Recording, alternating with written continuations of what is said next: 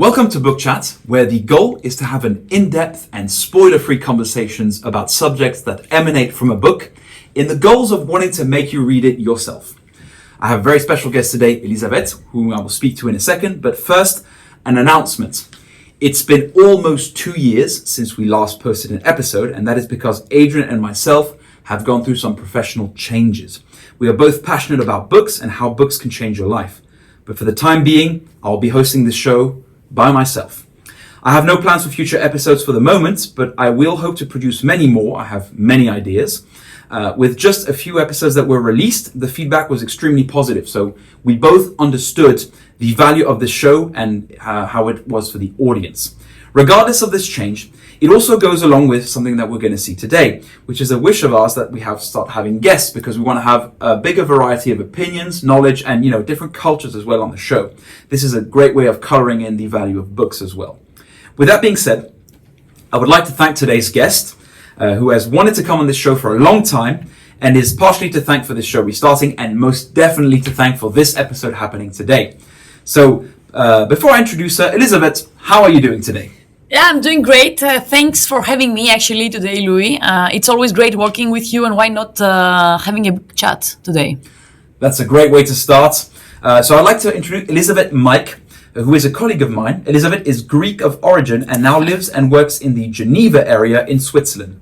Elisavet has a master's degree from the Hellenic Open University in Pervasive and Mobile Computing Systems. For those who don't know what that means, pervasive computing refers to the practice of embedding computational capability into everyday objects so that they increase their usefulness without interacting with a computer. So that will include sensors, smartphones, wearable devices, etc. Elisavet is currently working at Hewlett-Packard Enterprise, HPE, so am I, and has been working there for the last 6 years, as LinkedIn has been telling me. She tells the truth. She works as a technology evangelist at the Customer Innovation Center here in Geneva, where she is part of the team supervising our data center, and she presents it to customers that fly in from around the world to listen to her. Elisavet is also chair of the HPE Women's Network in Switzerland.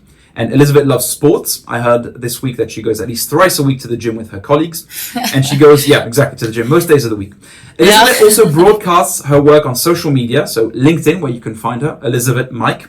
And TikTok, I heard as well, where she gives publicity notably about what it means to be a woman who kicks ass in a predominantly male-populated IT industry. Wow. Her message has caught the attention of many, including the International Telecommunication Union, ITU, and the European Organization for Nuclear Research, also known as CERN, who have invited her to share her message on a public platform where here at the UN headquarters in Geneva, it was an initiative called Not a Woman's Job, which aims to change the perception people have of women in a scientific workplace.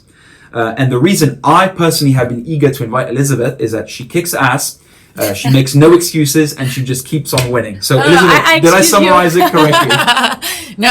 I give the second chances to colleagues like you, to be honest. Second chances? Yeah. I didn't know I had lost my first chance already, but I'm guessing I'm learning this now. Yeah, thanks for the intro. I think we spoke too much about me. I'm very thankful of what you just said, and I really also want to say that since you joined the company, you joined a bit later after me. I joined March 2022. Yeah, exactly. It was like the first month we directly clicked in between our chemistry and we started doing videos together. So once again, very happy, very excited doing that today with you. And I don't know why, but today, unlike other days, I'm kind of stressed. I don't know. Maybe you are stressing me, or it's the book. I think it's a great book, and that might be why you want to do it well. But Elisavet has a mission today, and she will speak about it. And I think she wants this episode to go well. So we're going to make that happen. And as a final note about our relationship with Elisavet and I, so I joined the company in March 2022, but very quickly I wanted to move to Switzerland. And she was one of few colleagues I called and who convinced me to come and work here. So thank you for having me trapped in Geneva, Elisavet. You are directly responsible. Anyway, let's move on to today's subject. The episode is called The Definite Book of Body Language. It's a book that was written by Allan and Barbara Pease. So as per tradition on Book Chat, I will first speak about the author, their life, and then I will give Elisavet a chance to introduce the book and the big themes of the book, Following which, we're going to have a conversation, first of all, about the book itself, and then how you can apply that to your life. So, author, or should I say authors, Allan and Barbara Pease. They are married, they live in Australia, and they have co-written 18 bestsellers. Their books have been translated into 55 languages, and they have bestseller status in over 100 countries, with over 27 million worldwide sales to date. Wow, I didn't even know that, to be honest. Even if I read it, I'm one of these millions. Yeah. They bought it and read it. Okay. Exactly. My job to do that research, but yeah. They have now given seminars in over 70 countries. Their work has been the subject of 11 TV series, 4 plays, and a #1 box office movie and TV series with, to date, an audience of over 100 million people. Since they are also interested in body language dynamics, they have decided they want a chance at learning about the future of their discipline, since they have signed up for cryopreservations. All this was done despite Allan never receiving formal education in psychology, neuroscience, or psychiatry. Barbara is the CEO of their company, Pease Training International. Their pitch is, discover how to live an extraordinary life. There are certain books they have written. I think this intro is a bit long, so we're going to move on to the next part. But essentially, they have at least 8 books about body language. So if you are interested, I highly recommend checking out their website. And I'm sure Elisavet will tell us a lot more today about the authors and what they do. Yeah. So, Elisavet, my first question for you is the big one. Why did you choose this book? Okay, why? This is a great question, actually. So, first things first, for the audience here to know, it's the one and only non-professional or non-educational book that I've read in my life. Okay. I don't like reading books. You don't like reading books? No, I mean, I didn't. Yeah. So again, while studying, I had to read books, of course. And now, while on my professional life, I also need to read. But apart that, I never do it. It's not a hobby for me. Although, although I've been intrigued by body language because, it's just, you hear it on a conversation or you now with social media, you see a reference on it. And I started feeling like everything that I was reading about it, it felt like, how to say that? Like I almost already knew. Mm-hmm. And it felt so natural to me. So it intrigued me how close to my way of thinking was. So I said, okay, let me take a book. So I went to a bookstore and I told them, look guys, I want a book about body language. Are there any, I had no clue. No clue. Yeah. No, honestly, no clue. And they told me, okay, you're a starter I said, I'm a starter on both reading books and body language. So they told me, okay, this is the one. This is even considered like the Bible. Yeah, let's say it this way. This is why it's called the infinitive book of the body language. Okay. So they gave me this and I love to read on airplanes and airports. So I've spread my readings in between the 6 different countries I lived and worked. So I didn't read it all in once, okay? Because this book, it explains, first of all, what is it, okay? As a book, or you can say it now, but okay. I had a question for you regarding. Tell me. Yeah. So for people who don't know Elisavet, of course, there was a part of your life where you traveled a lot in a short amount of time. Yeah. And was it before you started this specific job? Yes. Okay. Yeah. Because you're from Greece. Yeah. And, applying stereotypes, it is a country where people are very expressive. So maybe perhaps... We certainly are. naturally you had an inclination to understand it, which is perhaps, again, why you had an affinity for the subject. But now you're about to start this job where you spend your life presenting to customers. And body language is important. And by the way, if you were a company on Google, you have a 5-star rating. I haven't heard a single person say a negative thing about you. Oh my God. Okay. So the point I'm making here is perhaps it was fortunate, serendipity, that you picked up this book while you were about to settle here. What do you think about that? Wow. You did your homework for today. I just brought my mood and I came. Okay. I don't know. What I know is that this company has helped me find what I'm doing best. Let's say what I'm born to do best. I don't know if people around are believing into talents. It's something, one of my core beliefs personally. I think we all had something special, and this company has helped me bring that under the spotlight.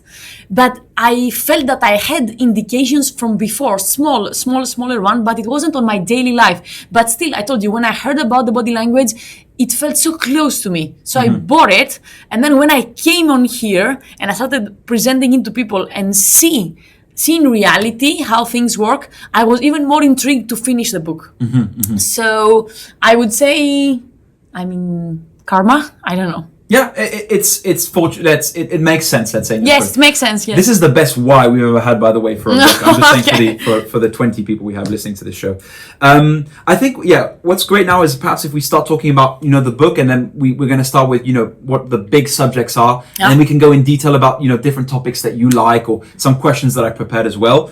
So before we speak about specific topics, tell us. So you've introduced it a little bit, but what is this book about? Yeah, in an easy word saying, okay, like 1, 2, 3. In an easy word saying, we all know that sometimes what we say, it is not exactly what we are thinking at the moment. So I think this is clearly understandable by everybody. Sometimes we are saying things, and deep inside us we believe either the controversy or we're not believing the full of what we're saying. Okay, so this book explains how we may understand if somebody is saying something indifferent of what he believes. But also, you have to remember, ladies and gentlemen listening to it now, this is a vice versa operation. First, you can understand by the signs that he believes on something else rather than what he says. But you can also actively, by your body language moves, makes others believe something that you don't really believe. Is that clear on what I said? Manipulation, essentially. Or twisting, or using it to your advantage. Yeah, the word. Okay. That was one of my questions for later. Yeah, manipulation is a huge word, but let's say it straight. I can make you believe that I like this book just by my body language gestures, but deep inside I don't. If I know how to use the body language. So, 2 ways. One, this book explains you on how to read the non-verbal communication, like muting the person speaking in front of you and just watch his body, because this is where the truth is, and make you understand how you can use your body to bring others on the results you want to. Okay. Yeah. Okay. I understand. Yeah.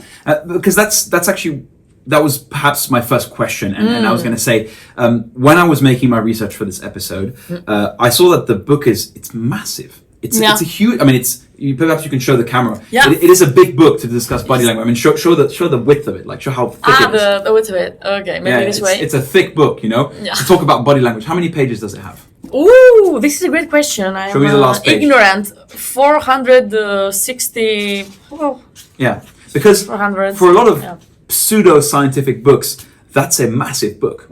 It's a massive book. So, what's the way to use it essentially? Like, how should one read it? What would they think about it? It's like, okay, do I want to learn about hand gestures? Yeah. Do I want to? Okay, but that'll also be the second part of this conversation. But how would you tell people they should be reading this book? This is a great question, actually, and this is what I actually wanted to say as a second part, is that it explains you all these, how to read and how to use the gestures, and it goes down to specific parts of the body. The hand gestures, the whole body gestures, the feet, the legs gestures, like everything. Of course, the smile, the face expressions, let's say, in a way. So sure, how to read it.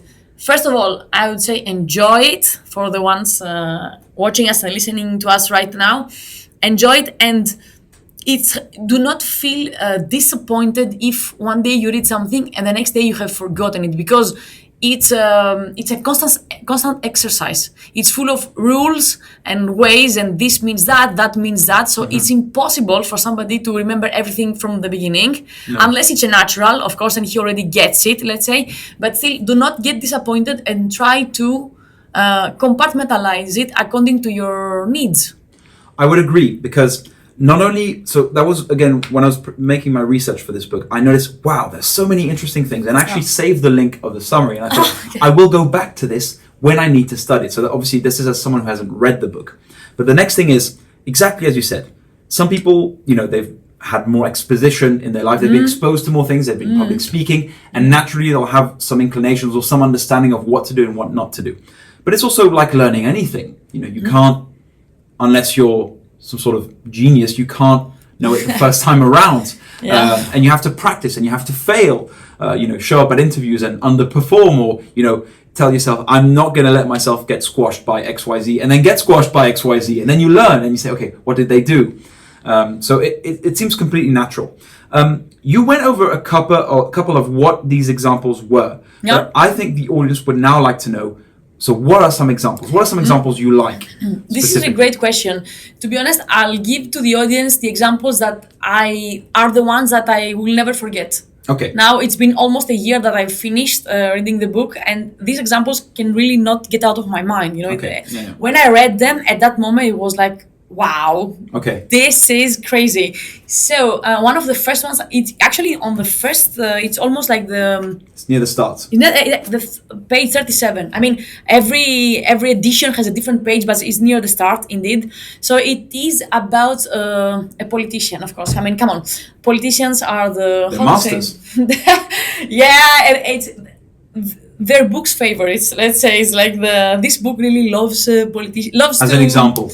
Yes, to examine, let's say, politicians. It's like, why not? It's an easy food for body language. I mean, it makes perfect sense. It makes perfect sense, yes. Politicians are scrutinized by millions of people. Yes. Their words have weight, and they represent a nation, and they're also trying to get elected again. So yes, they have to sway people too, So with our dearest respect to current politicians and former and further ones, with our dear respect to them, let's have fun, okay, with their speeches. So the example is about a politician explaining on the very moment why the prime ministers should get salary increases in comparison to the fact that the C executives on private companies are already having their salaries way more increased in comparison to the prime ministers.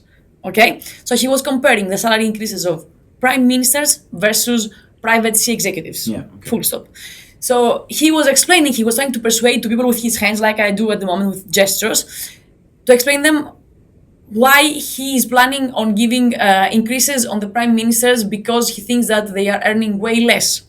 So when he was showing about, okay, I'm gonna give this amount of money to the prime ministers, his hands were having a distance of 1 meter in between them. Okay. Approximately. I mean, this is rough to say, but approximately. And then when he was explaining about the salary increases of the C executives, it was shorter, close to 30 centimeters. Okay. You got it now? Well, let me see if I can guess. Yeah. Is the point that they're making that subconsciously the politicians made a mistake? Yes. And they essentially mimicked with their hand the size of the cash that they're getting versus the C-suite executives. Exactly. Okay. So his verbal communication was literally saying that the prime ministers should get more of a salary increase because they are paid less than the private sector C executives. Which isn't true. According to his hands, it wasn't at that moment. So yeah, in the summary of the book, so the first part of the book, it says that language conveys information and body serves to negotiate interpersonal attitudes. And so we all know this stat from school that, most communication is done by body language, non-verbal communication. But yeah, essentially, so the language is the blah blah of information, but in a sense, if you're clever, it's something you can control, but the body perhaps a bit more difficult. Is that the message of that part? It is the absolute message. So listen up, people. Ladies and gentlemen, please be aware that there are some others around, like me, like everybody that has read the book or is a natural, that we watch you. Yeah. We are not just listening to you, we are watching you. So most of the times, if you haven't exercised your body language, your body is unable to hide anything. And perhaps, we don't even need a training a lot of times. You can tell, he was nervous. I mean, people who know me, I'm quite a fidgety person, and that doesn't convey the right attitude necessarily. So it makes complete sense. But by the way, this is perhaps one of the I want to go on more examples, but I'm burning to ask this question, so I'm gonna put it to the top of my list. This book makes a case that women are much better at interpreting body language. The stat they use, so it's a test that they conducted. If you take a movie and you mute the sound, Yes. men are capable at understanding what's going on at around 42% accuracy. But women, it's 87%. And by the way, if you further subdivide that, mothers score higher than average for the women. And for men, it's men in nursing or artistic occupations or gay men. So essentially... Before you explain, can you guys guess why? Because I think, why do you think mothers score more? Did you read that about? No, You this is didn't? just from the summary. So I don't Just know. a summary. Okay. Yeah. So can you guess why? My guess would be there's two things. First of all, practice and instinct. So, there's biology and there's circumstance. Yeah. So let's start with circumstance. When a mother's taking care of their child, Yeah. they are literally exercising, understanding, is that kid crying because they need to cry or because they need food and they need to survive? Actually, this is excellent, Louis. So you're not that far from what they say? From one of us. No, this is exactly what they say. Yeah. So Yeah. because when mothers in the first months or years of the non-verbal communication of their baby, like their babies are not talking when they're born, we are exercising ourselves on a daily basis to understand just by body gestures, by face expressions, what the baby really wants, all right? So by definition, we get way more exercised on it. So then we are also by definition more intuitive. Yeah. And that brings on to the second part, which is nature. There's a lot of research supports in many ways that our biology has a huge impact on how we behave and also how mechanisms can be triggered. I mean, a great example is how animals, without necessarily having had education or even exposed to other people of their species, can suddenly understand something. And in this sense, I think mothers are at an advantage to read the kids. And also by definition and by extension, read people in general. But this is not a definitive rule. Okay. Why? I mean, of course, everything's an average, right? There are mothers that are terrible at reading and mothers that are great. And why? I've thought about it because,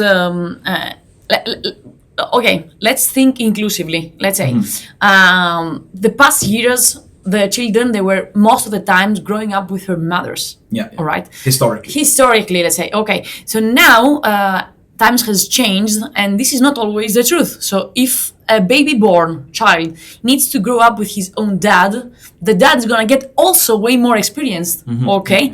So that's why maybe we see the results on the averages now of women being that are changing. Okay. I do understand that women are way more intuitive due to historical ways of us growing up our children. Although now, again, I'll say it again, times has changed, which I'm very happy about it. So I think that you cannot just rely on the fact that, that guy is a man, he cannot get me. No. This is not like that. But keep in mind that I do think that things are changing for the moment. Yeah, and that's true. I think from my perception, there's been a lack of emotional intelligence from men at the workplace. Wow. No, and I think it's changing. I think it's changing because, as you said, I was capable of guessing that, whatever. Yeah. But I also think, men are getting more exposure. I mean, in our company, this is a case specific to us. Men also get 6-month paternal leave, which means that at a time where it's crucial, they also learn to take care of a baby. So again, I said nature and nurture. Kids come out of a woman's womb, that creates a certain level of connection. But the exposure is then the rest. So if men get exposure, they get experience and they get skills. I do think so. Yeah. So from your understanding, then are these stats likely to become more homogeneous over time? Honestly, I cannot say, but I would. How society is changing for the moment, I would say so that I do believe that is also an act of exercise, as I said. So I do think that men are gonna get way better sooner or later. Okay, well that's good news for everybody. And again, it may be incorrect. Whoever, regardless gender, is growing up a child, a newborn. Let's be. So newborns because everything's a multi-regression analysis. So anybody getting exposure to a child. Raising a child being perhaps one of the biggest indicators for emotional intelligence will gain the ability to read. A newborn that does not have the ability to talk. This is where your non-verbal exercise starts. It's a great one. But I could also read you, perhaps, reading people in general is also exercise. So how does raising a newborn versus reading people in general constitutes such a great exercise for nonverbal interpretation? So if you are, if you one day you have a child, this is one of your missions to have your child growing up with you. So you're gonna do it as a part of your life. You have no option to not get exercised on it, let's say. Okay, yeah. But reading others, it's something that some people, they do unconsciously, let's say automatically. I think that I learned through the book that I was doing that without knowing it. You know, I loved sitting like in places like coffee shops, train stations. These places are a gold mine for me. You know, I love it. I was in Las Vegas for actually one of our events there. There was a salesperson in front of the door, welcoming people into the casino and trying to have them subscribe for one type of their extreme sports that they were having for the next day. So it was an actual seller for the people entering inside the hotel. So I was sitting at a coffee shop at that moment. I was having my coffee with a colleague, with a friend, and I was guessing if the people are gonna stay with him and he's gonna manage to sell them or not. And this, for me, it was one of the... I do enjoy having coffees like that. You know, for me, it's a gold mine trying to guess what's the future of an engagement in between two people. Yeah, sometimes it's funny because people will say literally that. So let's say a guy's trying to chat up a girl. And you can say, people will say they can tell within the first 3 seconds if it's going to happen. Of course, it's all stats. Someone can flip they can flip the odds if they haven't started well, and vice versa. Someone can start off very well, or go with a head start and then mess it up. It can happen. But isn't it interesting how you can kind of tell? Yep, because we are all. It's not that we are not good at it. We are people, we live in a world, people around us, so of course we do exercise ourselves on the non-verbal signals. But some of us are more advanced, or some of us are more... Late, yeah, exactly. Well, that was super interesting. Yeah. What are the other big examples that you remember, the ones that you like? The one that, okay. The second one was something that I said, wow, this is... intelligent. So salespeople, another category of favorite people in regards to body language. Come on, you're a salesman. I'm a salesperson. You are a salesperson. Oh, okay. So you guys, for example, I was reading about events. The question was why on every event, on every conference, let's say, always we've been offered a notebook and a pen. Do you know why? No, I have no clue actually. Can you guess? Let's see names? if Louis is guessing correctly the second time. I want to see you on this one. Why? So attendees are given a notepad. Yeah. I think just to write down names of people, write down contacts. Why is that helping? Well, because the point of an event is you can go. Especially we've learned this today. You no longer need to go to the event to learn the information. You can pick up a book, you can watch a YouTube video, you can listen to a podcast. But what's the difference between going to... Why do people go to Davos? Because you meet people. So I guess my guess here is to network. You write down emails, you write down names. I remember this about this person, and that's going to help me later when I'm, contacting them for sales, essentially. Is that what you would say? No, it's not, but it is a result of conferences. I mean, what you do say, it is not incorrect. It's not exactly correlated to the body language. Okay. Why do I say this? Because of course. Yeah. I'm nervous. I'm holding something, You're getting closer. It's not that. Okay. Getting closer, but you're getting closer now. Okay. Yeah. So the thing is that every seller knows that if the customers have their hands crossed in front of their chest, they've been taught. I hope so. You've been taught. You don't try to pitch to a person that has his both arms crossed in front of his chest. This is a movement that shows that the person is on a defensive mode. All right. Yeah. So remember, people. The body and the mind, it's like they are two bottles exchanging, let's say, a liquid in between them. So what do I mean? If your body suggests that you are on a defensive mode, your brain is also going to be defensive on the proposal of the salesperson. Mm-hmm. So what the salespeople try to do is that they try to give to people things so they get to open their both hands, not having them crossed, have their hands attached or forgotten in between the things in front of them, the pen, the notepad, everything. So this way they don't have them crossed, so they have something to do with their hands, and they are not crossed. So by Trojan horse. Yes, you guys are. Yeah. Do you see the magic? It's like by this way your body doesn't actively tells you be defensive, so it puts you on a non-defensive position. So you are, by research, and I'm sure I've tested it, you are more open on listening what others are gonna tell you. Okay, so I get the how. But does this book explain why it's the case? Like, why is it that when I cross my arms, and by the way, you can't see, but I've got my legs crossed, but why is it that when, I think they mentioned this, I saw in the summary, when you're double crossed, like legs crossed, arms crossed, that's no bueno, basically. But why? Why is it that when I'm like this, I'm not open to listening to something? If I recall correctly, it goes back to the era of us being on fight. When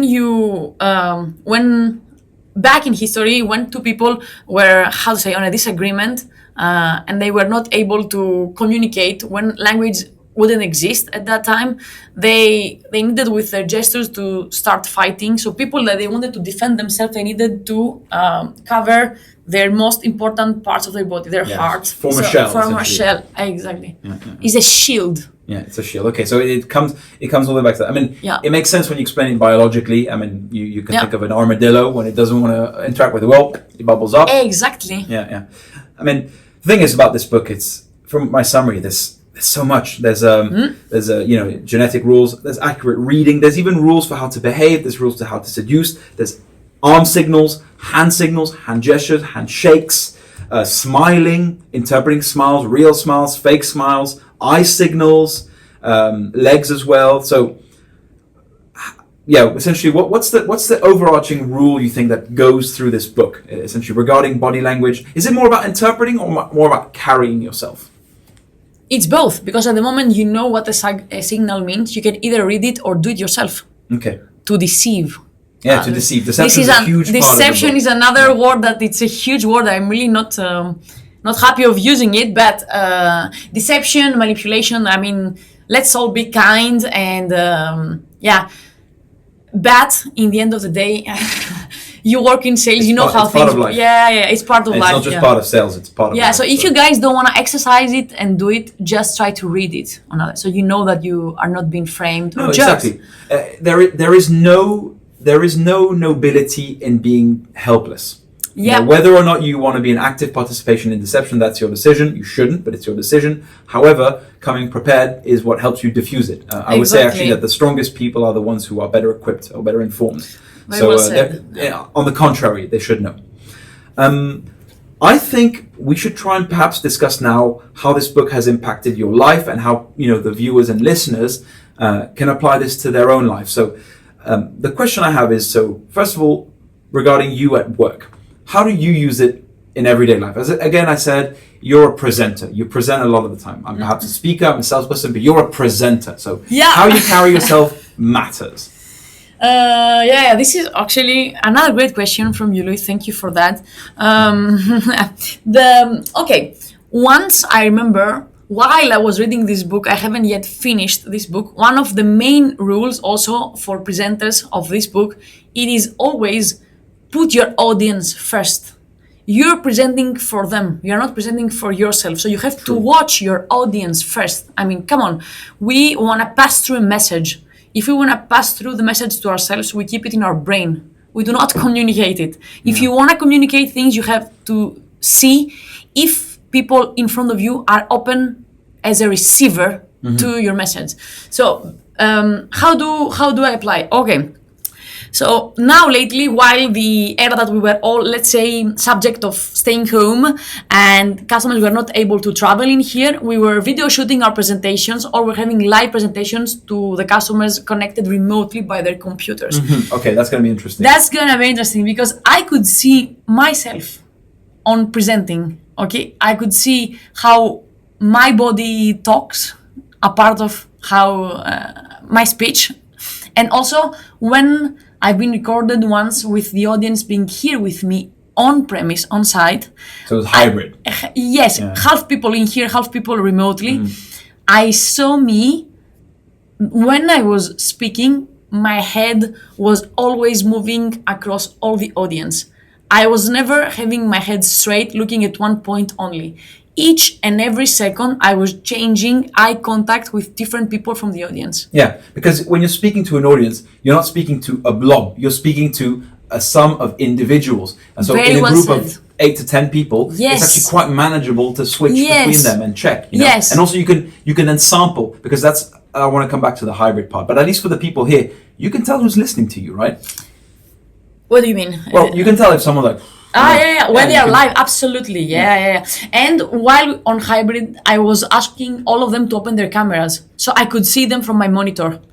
Okay. Because even when they open their camera at home, I can see if they are watching me or not. To be honest, it's I mean, today for us working in a digital workspace, it has become an issue. Most people are camera off at home when we're working. How do you ensure interaction? How do you ensure authenticity? It's impossible. It's very difficult. So I applaud you. That was going to be my next question. How do you deal with people at home? How do you make sure they're listening?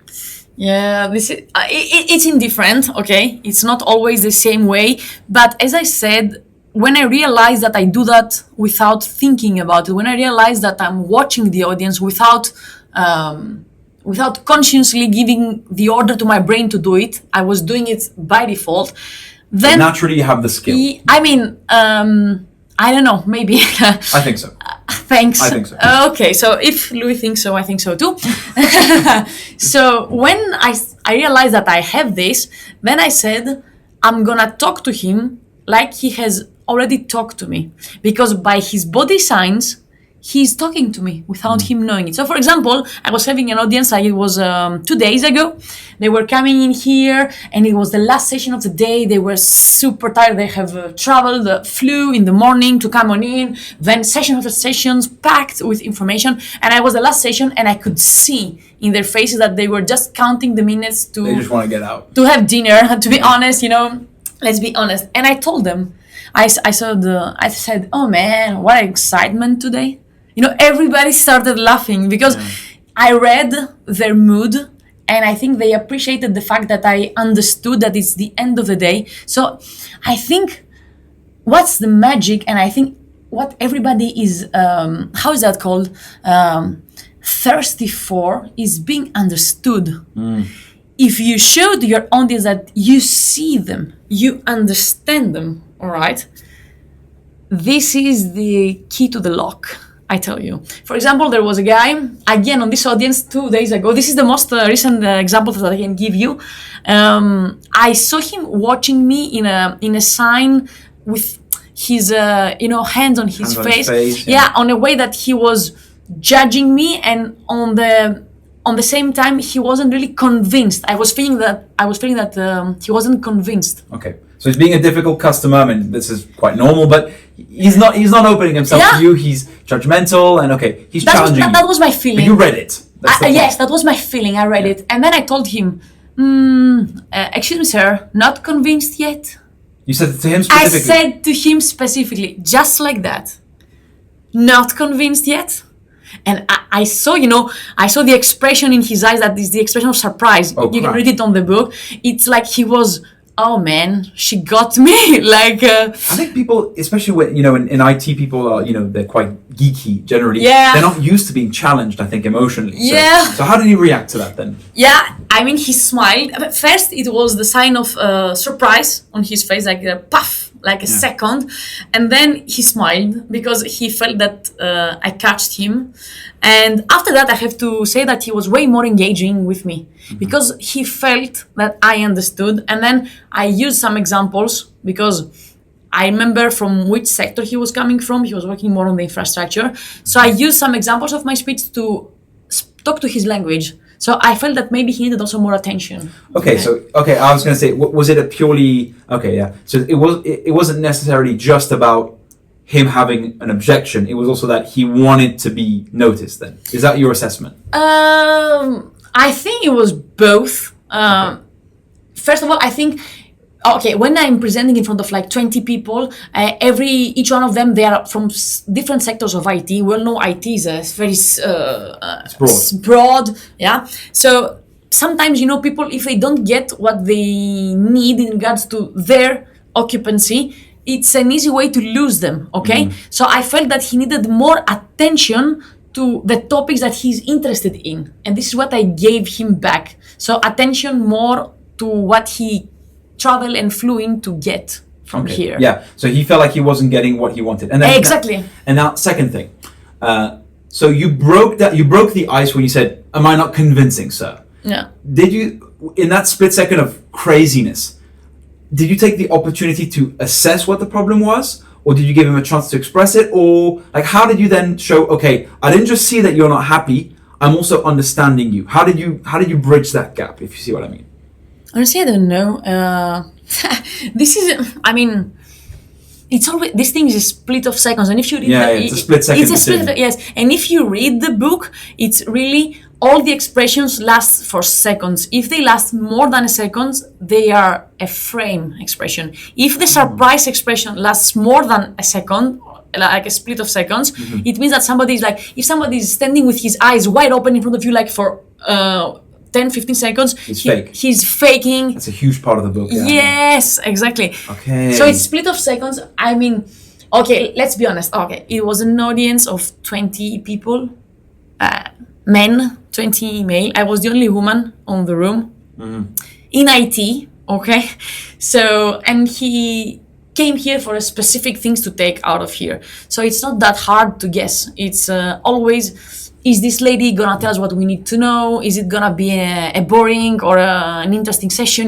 These are always the questions that the audience is asking when they see a presenter. And I know by default that this exists. So also I knew that they were coming from way different sectors, so it was easier for me to guide through there and tell him more. Even just by engaging with him, you are easier to win on him, even if you don't know exactly why he needs the attention.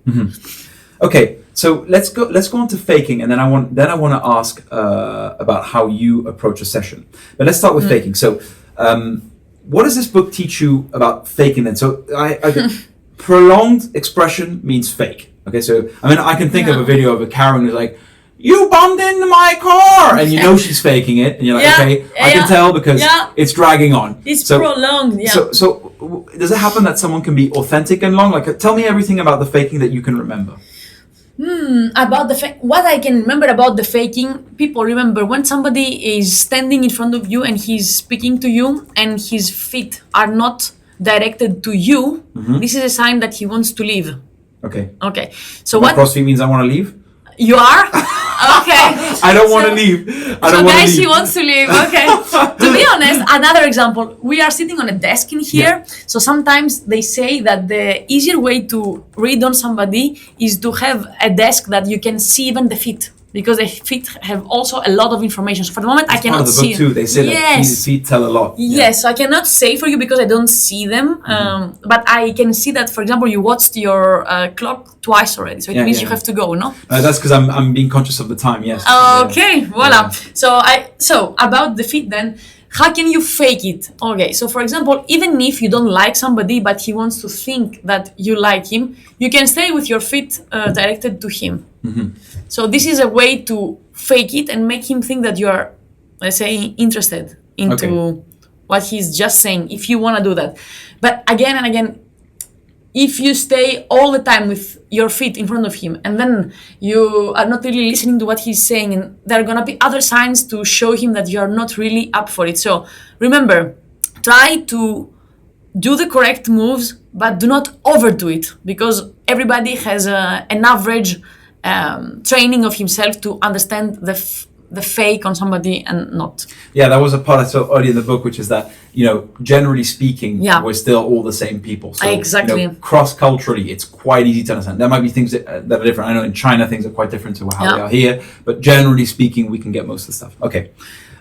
As you noted, since I am conscious for time, I do have one final question. And again, it is connected to your job. So I think, especially in IT, because people are very proud and, they're a bit geeky, they really want to unpack their presentation. Yeah. That's a trap, and you have a set of slides probably every time or not.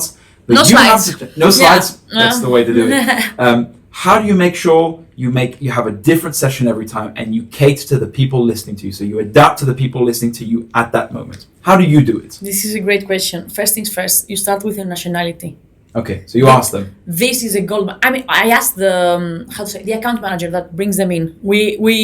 We are briefed about the customers and about their needs before days in advance before they're coming on in. So we know their nationality. And number one is their nationality.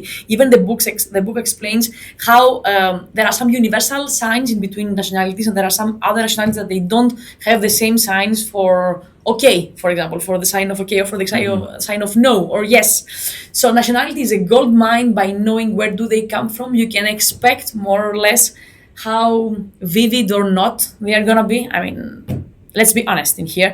If somebody from my country comes, for example, I can suspect that we won't have the language barrier, okay? This is one thing to say. If somebody comes from the Mediterranean... you can guess generally. You can guess in general. Yeah. So number one is nationality. Number two is their level. Are they C executives? Are there, for example, IT managers? Are there... Because each and every level needs to hear something different, because each and every level in the private sector is interested into different things. For example, high-level executives, they want to know how they can watch consumption, how they can optimize things, how they can have their IT department happy and not annoying them, for example. On the other hand, if you have an IT manager, he's going to be interested on more, okay, how can I have the slight alert on this machine to give me the security alert on this thing, this the functionality and optimization. Exactly. Yeah. So you can guess by the level also. So nationality, level, of course. Then you have the gender. I mean, again, it's a combination of things. Even for example, you can prepare a small sentence in their own language in the beginning. Mm-hmm. Just to warm up the room. Yes, to warm up. There are many things that you can do, or you can ask for the restaurant for the midday to prepare one of the traditional foods. So I'm giving you some examples. Yeah. So there are many ways to try to lure people in. But it's to warm up with the body language then. Because this is the point. Is my question was also connected to that. It's that how do you use your body language or your skills or your interpretation skills to make sure everyone's on board? And people are different. They come in with different moods. They come in, as you said, at different times of the day. So what's a general rule for you really to make sure to nail it every time? Yeah, and you do nail it every time. So wow. Tell the audience. Okay. People, smile. Because smile is contagious. This is what the book also says. If somebody smiles, yes, the other one is gonna smile too. And remember, when your body is having a move, even a move of smile, a move of sadness, simultaneously your brain is gonna have the same feeling. So if you get the people smile, they're gonna get to be happy. Yeah, okay. Understand. Yeah. No, that's good. I have one more question for you. So we're now entering the wrap up. I'd like to say, so I think it's a book people should pick up. It sounds super interesting. That for me, I've achieved my own goal, which is now I'm like, damn, I want to read this book. Okay. And obviously because of my personality, I want to read it. I sold to a seller? Yeah, you sold to a seller. All right then. That's great. Okay. That's what Body Language Guys does. We sell to sellers. If there was one thing you want to make sure our listeners remembers from this conversation about this book, what would it be? Body and mind are one thing. Please. They are not isolated. If you think of something, your body is gonna go that way. If your body is on a way, your brain is gonna have that feeling. Remember that it's a chain. It's a chain. It's one thing. Remember that. Yeah, absolutely. Right. Well, thank you for that, Elisavet. With that being said, so remember you can find Elisavet on LinkedIn on Elisavet Mike. So that's AELISAVET MIKE on LinkedIn, and you can find me Louis Savary on Instagram, LinkedIn. I think that's it for the moment. I have a YouTube channel, but not sure that's interesting to you. If I may say, check it out. It might be interesting to you. Check out Louis' body language. Let's see what is he telling us without telling us. And you were an excellent host. thank you very much for having me today. I love talking about body language. It's my passion actually, and you gave me the chance to spend some time of our day today talking about one of the most interesting things that it's a hobby for me. So thank you for that. Thank you for your questions. You were more prepared than me. I hope. Yeah. No, but it's my pleasure. I think the point of the show is really the best feedback I can get, in terms of positive feedback, is says it made me want to read the book. Whether people read it or not afterwards, that's a different subject. But if it generated interest, I think that's the best thing, because reading brings me so much. And as you said for yourself, you read because you mainly functional books. But this one, it was important for you because of your job, a posteriori, of course. But it was important for you because you were passionate about body language. So that's it. I think that's the goal. And I hope that the people watching and listening, thank you for your time. Your time is not taken for granted. And I really hope you enjoyed this episode as much as we did. So see you next time. See you next time.